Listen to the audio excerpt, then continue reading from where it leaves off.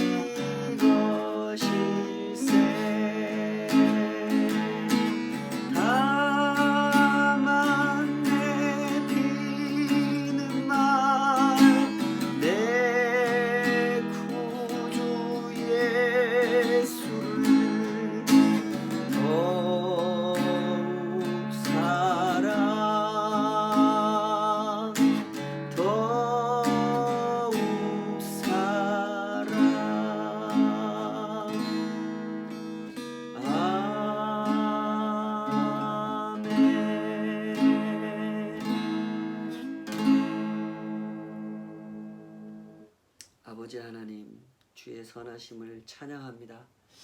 우리를 구원하신 그 은혜의 깊이를, 그 사랑의 높이를 진정 저희들이 알기를 원합니다. 저희들의 마음이 너무나 부족해서 주님의 그 사랑을 알기에는 아직 너무나 미치지 못하는 것 같습니다. 그러나 주님, 우리를 놓지 마시고 우리의 마음, 그 영혼 깊은 곳에서 매일 이 고백이 울려 퍼지게 하여 주시옵소서. 내 구주 예수를 더욱 사랑, 더욱 사랑 고백할 수 있도록 주님, 우리를 붙잡아 주시옵소서. 오늘도 주님 앞에 사모하는 마음 가지고 그 말씀 알아듣기를, 그 말씀에 진정 공감하기를 원하며 주님 앞에 나아가오니 우리를 붙잡아 주시옵소서. 예수님의 이름으로 기도하옵나이다. 아멘. 오늘 주신 하나님 말씀 고린도전서 4장입니다. 고린도전서 4장 1절에서 3절까지만 읽고 말씀 증거하도록 하겠습니다. 고린도전서 4장 1절에서 3절입니다. 다 찾으신 줄 알고 한 목소리로 같이 읽겠습니다. 그리스도께서 이미 육체의 고난을 받으셨으니 너희도 같은 마음으로 갑옷을 삼으라. 이는 육체의 고난을 받은 자는 죄를 그쳤음이니 그 후로는 다시 사람의 정욕을 따르지 않고 하나님의 뜻을 따라 육체의 남은 때를 살게 하려 함이라. 너희가 음란과 정욕과 술취함과 방탕과 향락과 무법한 우상 숭배를 하여 이방인의 뜻을 따라 행한 것은 지나간 때로 족하도다. 아멘. 주신 말씀으로 고난의 논리라는 제목으로 말씀 증거하겠습니다. 고난의 논리. 제가 종종 성찰을 많이 강조하지 않습니까? 그런데 사실 따지고 보면 세상에는 성찰 없이 사는 사람은 없는 것 같습니다. 다만 성찰하는 측면이 다를 뿐이죠. 보통 사람들은 매일매일 이 성찰을 실천하고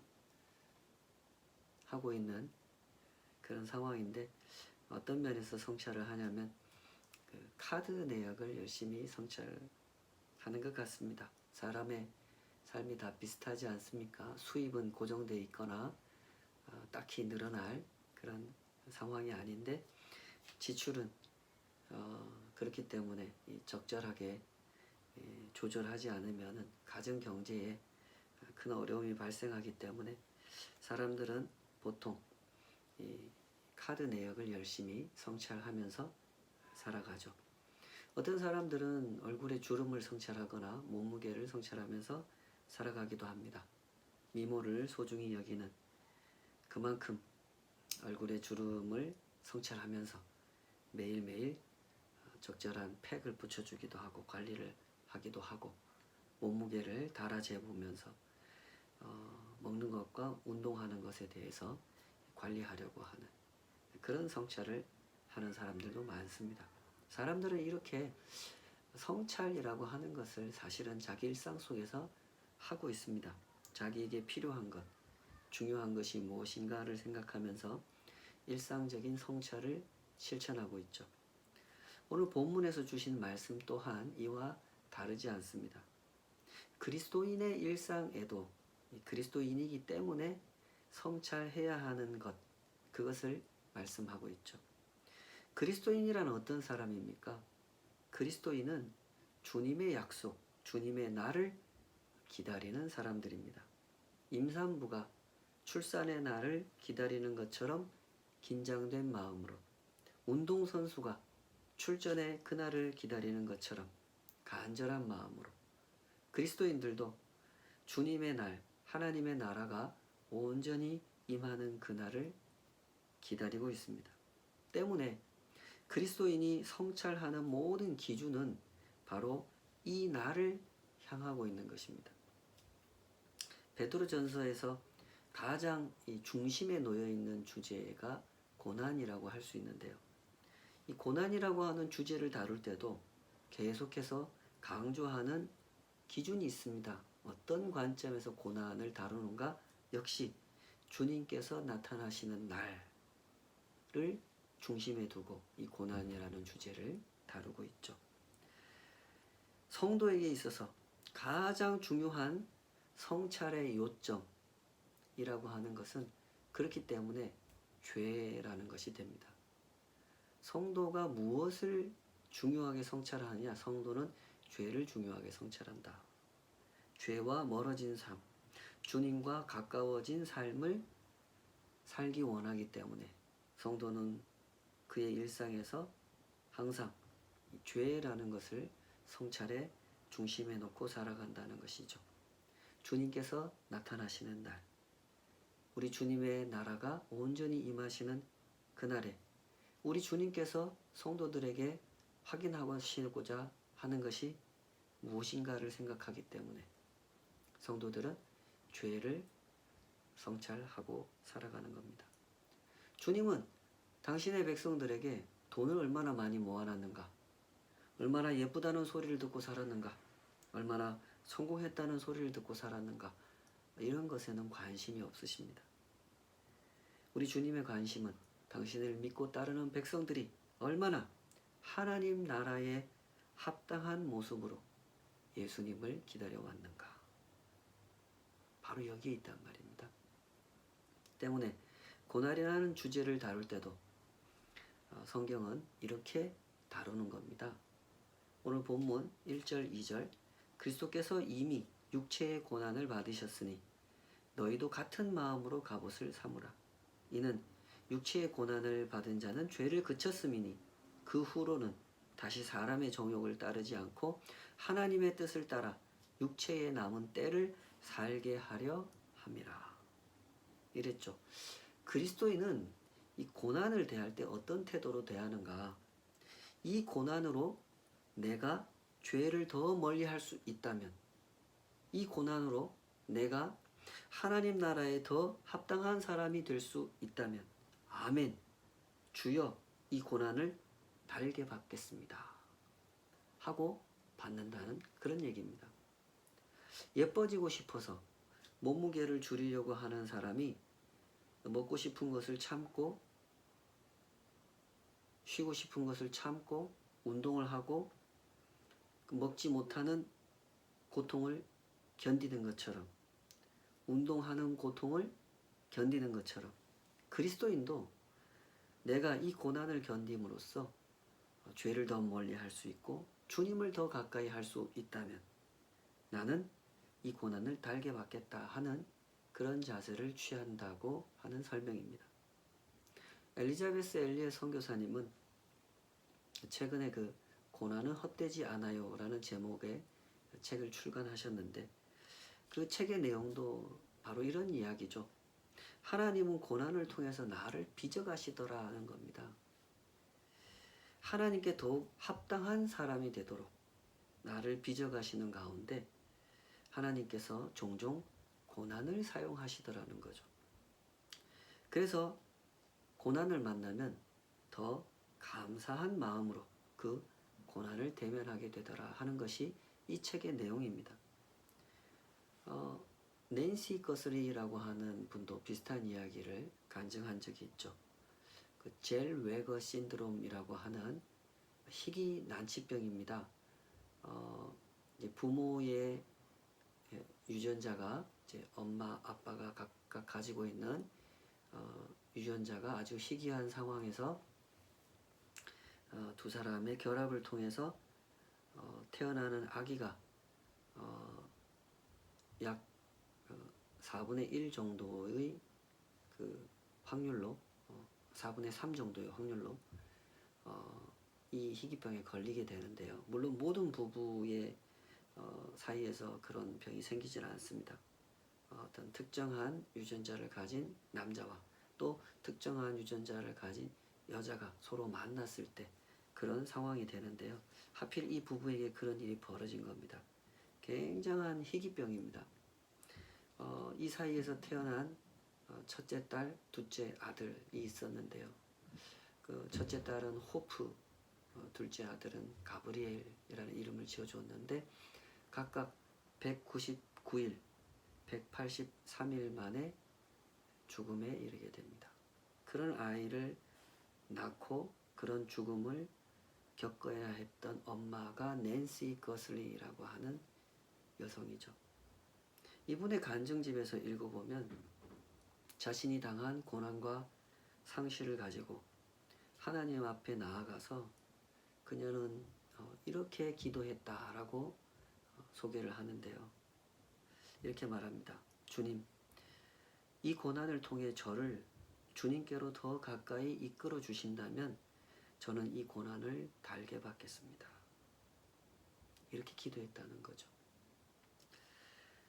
여러분 잘 보십시오. 그리스도인에게 있어서 성찰이라고 하는 것은 어떤 사고를 대하든지 어떤 질병이나 문제를 대하든지 간에 그것을 하나님 앞에서 생각한다는 점이 다릅니다.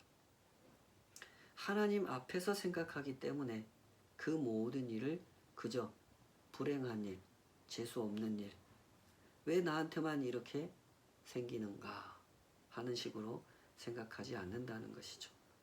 이 사람들은 고난의 표면적인 현상, 표면적인 형편에 휘둘리지 않고 고난의 중심, 더 깊은 곳에 있는 하나님의 뜻을 생각할 줄 안다는 것입니다. 때문에 육체의 고난을 대할 때도 이 고난으로 인하여 내가 죄를 그칠 수 있다면, 죄를 덜 지을 수 있게 된다면, 이 고난으로 사람의 정욕을 따르지 않을 수 있다면 이 고난을 달게 받겠다는 자세를 취하는 것입니다. 그렇기 때문에 성도가 항상 예의주시하는 단어가 있습니다. 그 단어는 이 정욕, 욕심이라고 하는 단어입니다.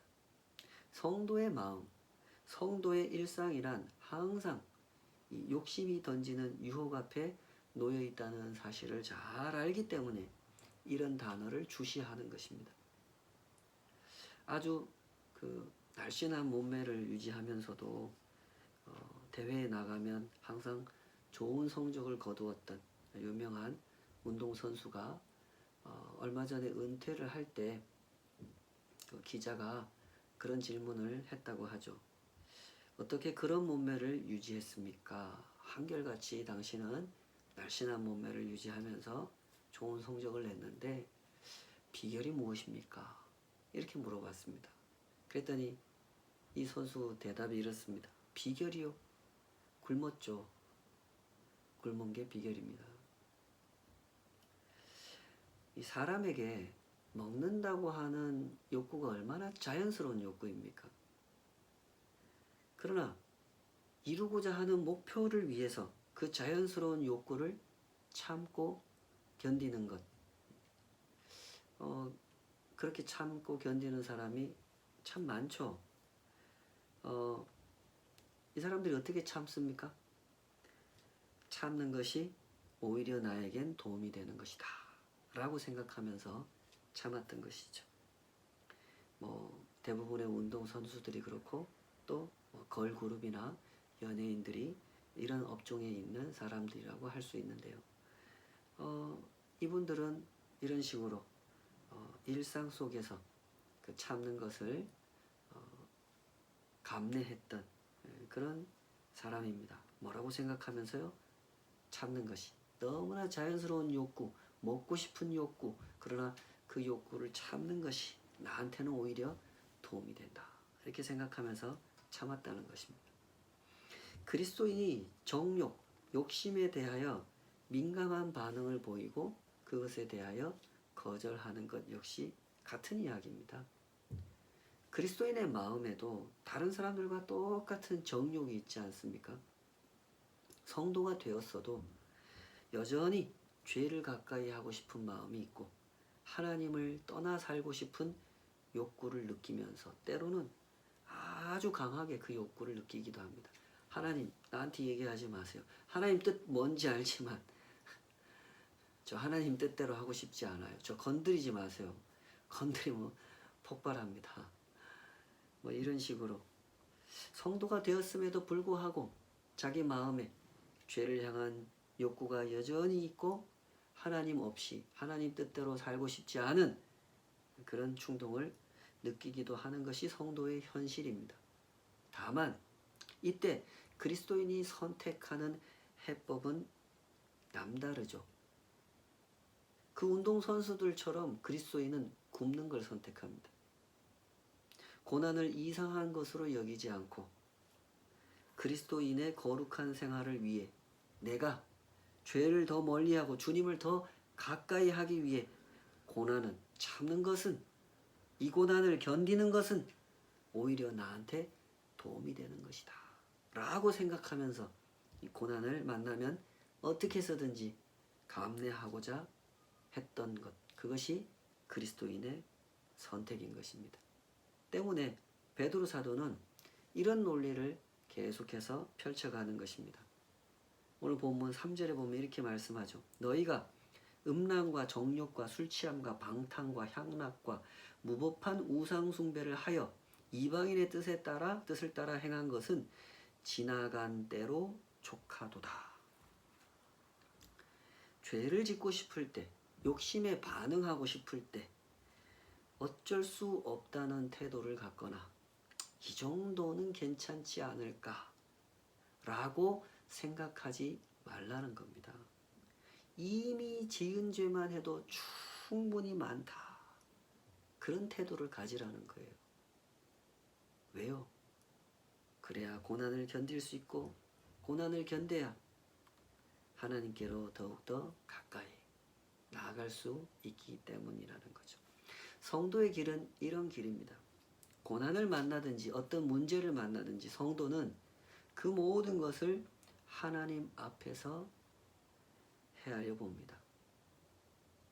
내가 중심에 서서 하나님 왜 저에게 이런 고난을 주십니까? 하고 따지는 것이 아니라 하나님을 중심에 모시고 하나님 앞에 겸손히 묻는 겁니다. 하나님, 제가 이 고난 앞에서 취해야 할 올바른 태도를 가르쳐 주시옵소서. 제가 이 고난 앞에서 펼쳐야 할 하나님의 논리를 저에게 가르쳐 주시옵소서. 하고 겸손히 묻는 것이죠. 코로나 바이러스로 인해서 우리는 쉽지 않은 일상을 살아가고 있습니다. 여러 가지 불편한 일도 많고 여러 가지 손해되는 일도 참 많습니다. 그러나 그 앞에서 섣불리 불평하기보다는 유익을 생각해야 할 것입니다. 하나님 앞에서 택할 수 있는 유익한 길, 우리는 그 길을 찾아가야 하죠. 하나님 앞에서 유익한 길이 어떤 길입니까? 죄를 멀리하고 주님을 가까이 하는 길이죠.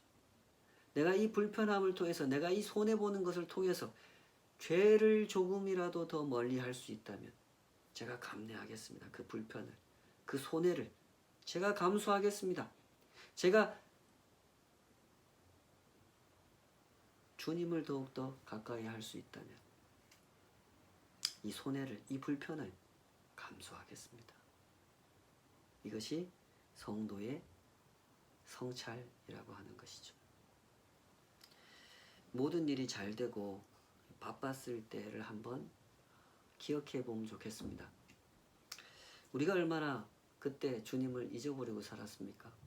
어디든지 갈 수 있고 무엇이든 할 수 있고 너무너무 잘 돼서 바쁘게 지낼 때, 그때 참 많은 신자들이 주님을 믿는다, 주님을 사랑한다 하면서도 실제로 주님 앞에 엎드려 제대로 기도 한 번 한 적이 없고, 주님께서 지금 내 삶을 어떻게 보실 것인가 제대로 된 성찰 한번 해본 적이 없었던 것, 그것이 많은 신자들의 현실이었을 것입니다. 지금 이러한 때를 살아가면서 우리가 반드시 생각해 보아야 하는 것이 그때 그 시절의 게으름일 것입니다. 좀 덜 바쁘더라도, 좀 부족하게 벌더라도 내가 주님을 잊지 않고 살아갈 수 있다면, 내가 주님께 더 가까이 나아갈 수 있고 더 겸손하게 엎드릴 수 있다면, 참된 유익이라고 하는 것은 바로 거기에 있는 것이잖아요. 부디 성경의 논리, 성경이 설명하는 고난의 논리를 배워가시기 바랍니다. 죄를 대할 때 이 정도는 괜찮다, 이런 상황에서는 어쩔 수 없다고 생각하지 마십시다. 이제까지 지은 죄만 해도 너무 많다, 그렇게 생각하시기 바랍니다. 그리하여 하나님과 소통함에 있어 은혜롭게 소통하고 정직하게 소통하며 하나님의 마음까지 공감할 수 있는 경지에 이르기를 날마다 사모하고 주님 앞에 나아가시기 바랍니다. 스데반 집사님의 그 순환 장면을 잘 한번 묵상해 보십시오.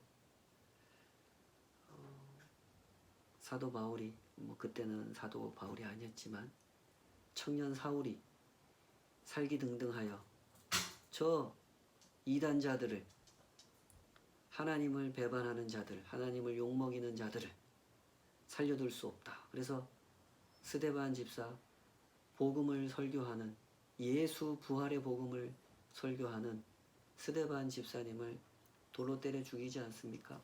그때 돌에 맞아 죽어가던 스데반 집사님, 그 마지막 장면은 이런 것이었죠.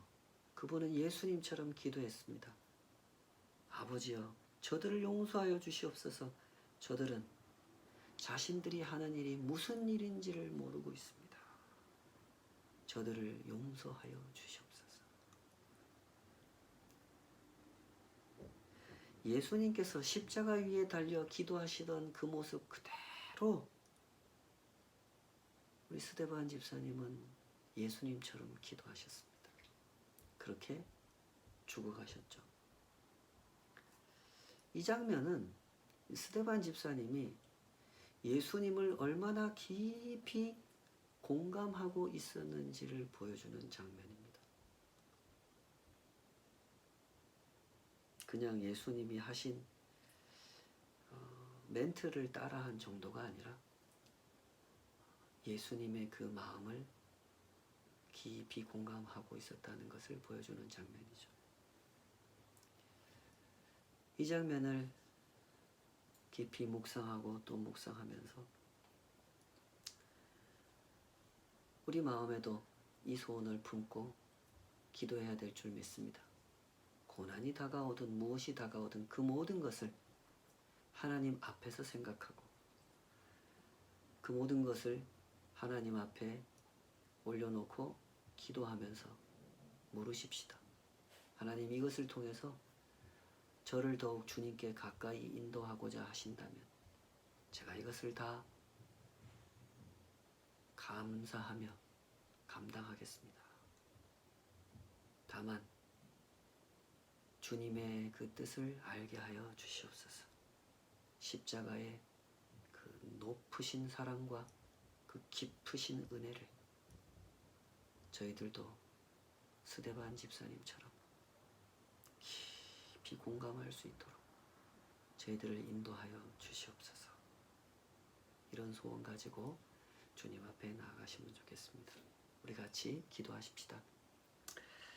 아버지 하나님, 인생을 살아가며 저희들은 수없이 주님의 이름을 부릅니다. 그러나 주님을 불러놓고 주님의 뜻과 상관없이 주님의 마음을 전혀 공감하지 못한 채로 주님께 따지거나 원망하거나 불평하면서 때로는 형식적으로 그냥 뜻없이 마음에도 없이 주님의 이름을 부르면서 의미 없는 기도를 흘려버릴 때도 참 많은 것 같습니다. 아버지, 부디 우리의 눈을 열어주시옵소서. 우리의 마음을 주님께로 가까이 인도하여 주시옵소서. 매번 표면에 드러난 현상에만 눈이 사로잡히고 마음이 사로잡혀서 그 중심에, 그 깊은 곳에 무엇이 있는지, 그 깊은 곳에 있는 하나님의 뜻에 대하여는 관심조차 가져보지 못한 채로 고난을 불평하고 손해보는 것을 괴로워하며 그렇게 흘려버렸던 시간들을 회개하기 원합니다. 아버지, 우리의 눈을 열어 하나님 하시는 일에, 하나님께서 우리를 부르시는 그곳에 더욱더 가까이 나아가게 하여 주시옵소서. 그 십자가의 신비, 십자가의 영광을 알게 하여 주시옵소서. 스데반 집사님처럼 기도할 수 있는 그 축복이 주님을 사모하고 주님을 따르기 원하는 모든 주의 백성들 삶 가운데도 경험되어질 수 있도록 주님, 우리를 놓지 마시고 인도하여 주시옵소서. 입으로 하는 말이나 손으로 하는 행동으로 겨우 흉내내는 신앙에서 스스로 만족하지 않도록 주님의 마음을 알고 공감하며 주님과 같은 생각, 주님과 같은 마음으로 진정 주님과 동행할 수 있도록 저희들을 붙잡아 주시옵소서. 예수님의 이름으로 기도하옵나이다. 아멘.